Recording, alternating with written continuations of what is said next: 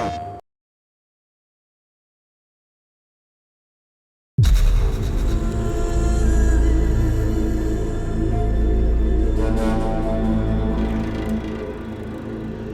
my name is Mark Norris, Senior Producer for Guerrilla Games on Horizon Zero Dawn.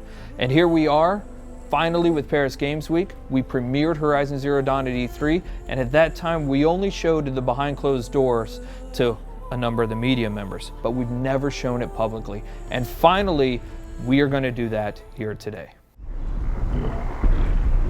One thing that you should know almost immediately is, yes, you can explore everything that you can see here, but we're on a quest. Now, we've hidden that quest UI and that quest interface, but one of those two tribes that you saw previously in the trailer, one of them has given you a quest, and it's a quest of critical importance.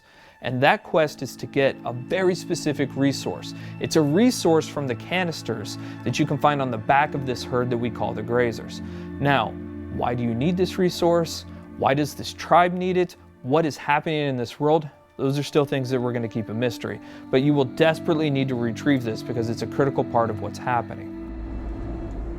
As you're looking at this screen, for the very first time, you're going to notice some of our UI or our HUD elements. Now, the art on this isn't exactly final, but you can start to see how the game is really starting to creep into what we're doing.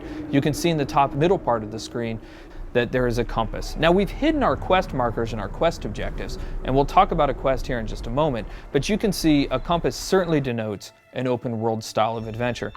In the upper right-hand corner of the screen, what you can see is the very beginning of a level and an experience bar, so you can start to see the RPG elements start to seep in. In the lower left-hand corner of the screen, you can actually see our health bar. It's unusual, it's painted like an arrow. Some of the tribal influences are certainly coming into the UI and HUD, and even though the art's not final, you can expect that those tribal influences will stay. You've seen a number of locales inside of the trailer for Horizon Zero Dawn. You've seen some desert, you've seen some snow, and of course you see here the forest. And currently Aloy is crouched in what we call some stealth grass or some tall grass. Stealth plays an incredibly important part of Horizon Zero Dawn. In fact, you can see the UI element for this. Right underneath the compass is a little circle. That is in fact a stealth indicator. And so Aloy will need to wait for the right moment in order to introduce that stealth attack. Sorry, little one. So we mentioned that there are a couple of RPG elements, right? One of those things that you just saw, especially if you've got the keen eyes or if we zoom in on it, is the number 825 that just popped up. So that number 825 is incredibly important. Why? Because it denotes that there are, in fact, RPG elements hiding behind the hood. That is a damage value. We call that floating combat text, and you can see that number pop up. But now we've actually also gotten into the loot menu. Now, we've described previously how important the machine parts are to the world of Horizon Zero Dawn, but here we're showing you some of those parts. In fact, that flame coil that you can see on screen is one of the elements that's required to build explosive arrows.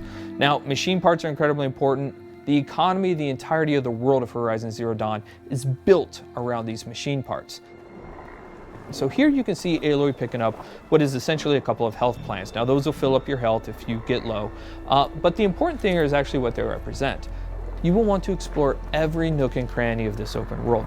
The ancient city, the tops of mountains, rivers and valleys, all kinds of settlements, because you never know what you'll find.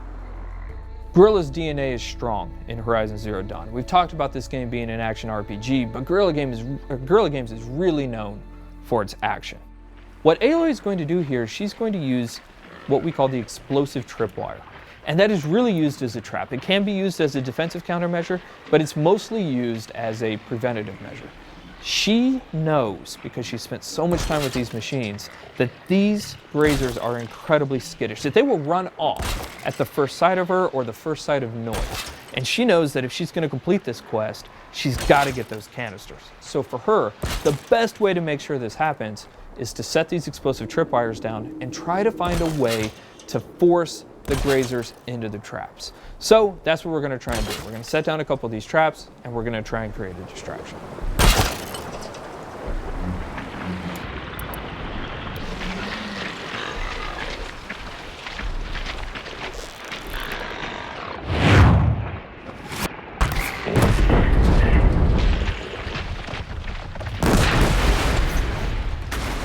The machines in Horizon Zero Dawn do have herd-like activities. And here we have a species defending itself, these grazers allowing a couple of them to stick around to fight Aloy.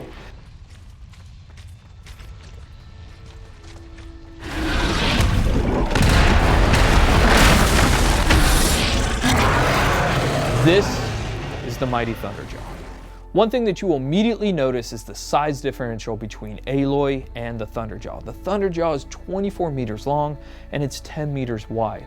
It has 93 destructible armor plates, each with its own health value, and it has 271 animations and 67 VFX. It has 12 attacks, it's 550,000 polygons. And so what we're taking a look at here is actually some of the strategic and tactical elements of a fight that Aloy will want to think about when she gets engaged with the Thunderjaw. So we're going to take a look right here at the fact that there's actually some weak points on the Thunderjaw.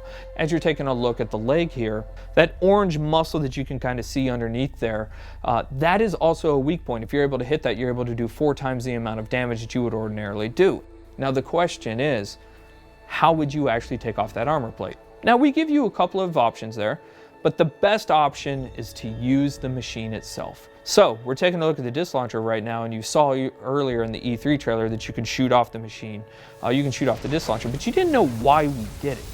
The reason why we did it is because it takes a lot of arrows to knock off a Thunderjaw's armor plate.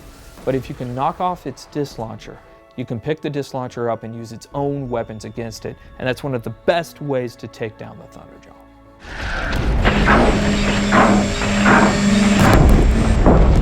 Fighting the Thunderjaw is an awe-inspiring experience. We talked previously about the fact that it has 12 attacks. A number of those attacks that you're seeing now you hadn't seen before.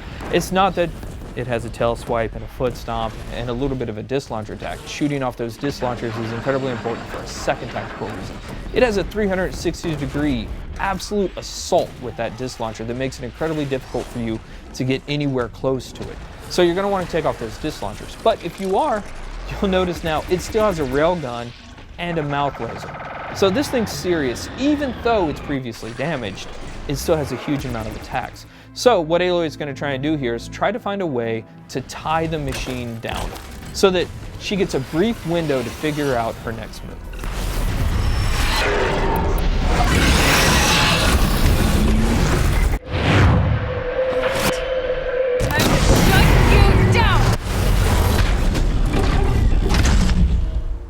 So that was the playthrough of the behind closed door session of Horizon Zero Dawn. We cannot wait to show you more. We're going to show you something brand new and something huge next year. Thank you.